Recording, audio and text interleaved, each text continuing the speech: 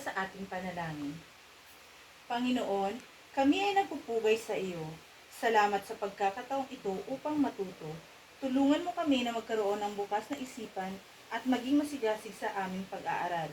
Ipagkaloob mo sa amin ang kaalaman at karunungan upang kami ay makatulong sa kapwa at sa bayan. Gabayan mo kami sa araw na ito at ipagkaloob mo ang iyong biyaya. Ito ang aming panalangin. Amen. Magandang umaga, class. Ako nga pala si Mrs. Byro Masandag, ang inyong magiging guro sa kulturang Filipino. Bago tayo magsimula, tingnan niyo muna ang inyong mga katabi kung may lumiban ba sa klase o lahat ay nandirito ngayon. Okay, very good. Lahat ay present. Okay? Tayo ay magbabalik tanaw sa ating aralin kahapon. Ano ang ating pinag-aralan kahapon? Ito ay tungkol sa mga standard na dapat taglayin ng mga sulatin. May 6 na standard na dapat taglayin sa mga sulatin. Ito ay ang kaisahan, coherence, kalinawan, kasapatan, emphasis or diin, at kagandahan. Okay, class. Ngayon, may isang larawan ako dito na ipapakita sa inyo. Ano ang una-unang napapansin nyo sa larawan na ito? Okay, very good. Sa larawan na ito ay isang komunikasyon. Nagagamit natin ang wika sa pamamagitan ng komunikasyon. Nakikipag-ugnayan tayo sa iba sa pamamagitan ng komunikasyon. Okay? Narito ang ating mga layunin sa paksang ito. Ang unang layunin, nalaman ng mga mag-aaral ang iba't ibang gamit ng wika sa ating buhay. Pangalawa, naunawaan nila kung paano makatutulong ang wika sa ating pang-araw-araw na pamumuhay. And pangatlo, naipakita ang kausayan sa paggamit ng wika sa pamamagitan ng isang pangkatang gawain. Okay, class. Ngayon naman, pupunta na tayo ngayon sa ating talakayin, ang ating paksa, ang gamit ng wika. Sinasabing yaman ng isang bansa ang isang wika. Yaman itong maituturing dahil sa napakaraming gamit nito sa araw-araw nating pamumuhay. Ito rin ang isa sa mabisang daan upang mapaunlad ang isang bansa at magkaroon ng pagkakaisa. Ang wika, class, ay maraming gamit. Pwede natin itong gamitin sa mga komunikasyon, pwede natin gamitin sa pagbibigay ng mga idea at damdamin, at higit sa lahat, nagagamit natin ito para mapanatili ang pagkakaisa ng isang komunidad o ng isang bansa. Meron tayo dito mga pangunahing gamit ng wika. Meron tayong 5 pangunahing gamit ng wika.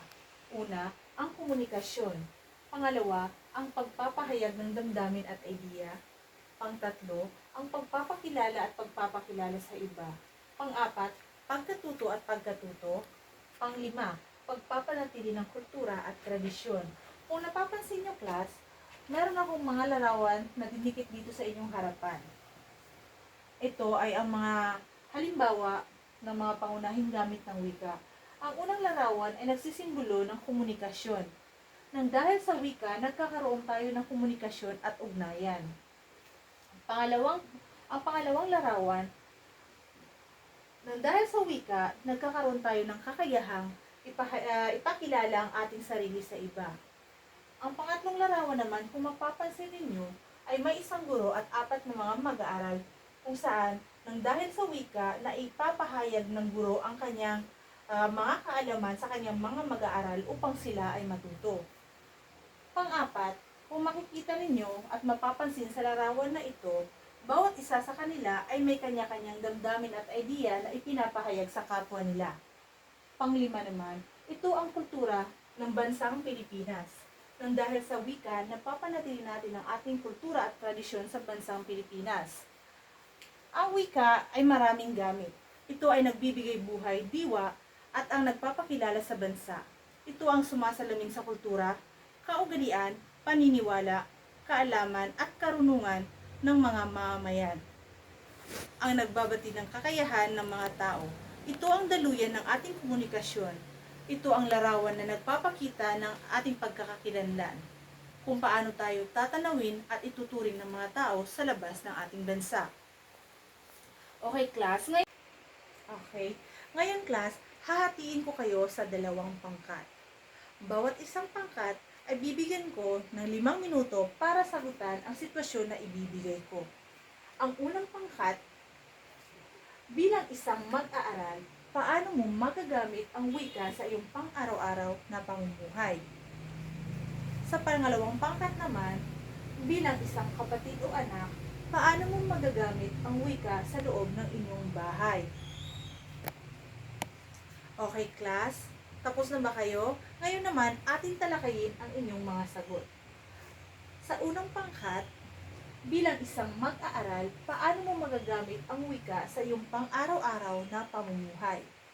Ang wika ay nagagamit bilang instrumento ng komunikasyon ng mga mag-aaral upang ipahayag ang kanilang damdamin, pangangailangan at iniisip sapagkat ito ang ginagamit sa pakikipagtalastasan at pakikipag-ugnayan sa lahat ng pagkakataon.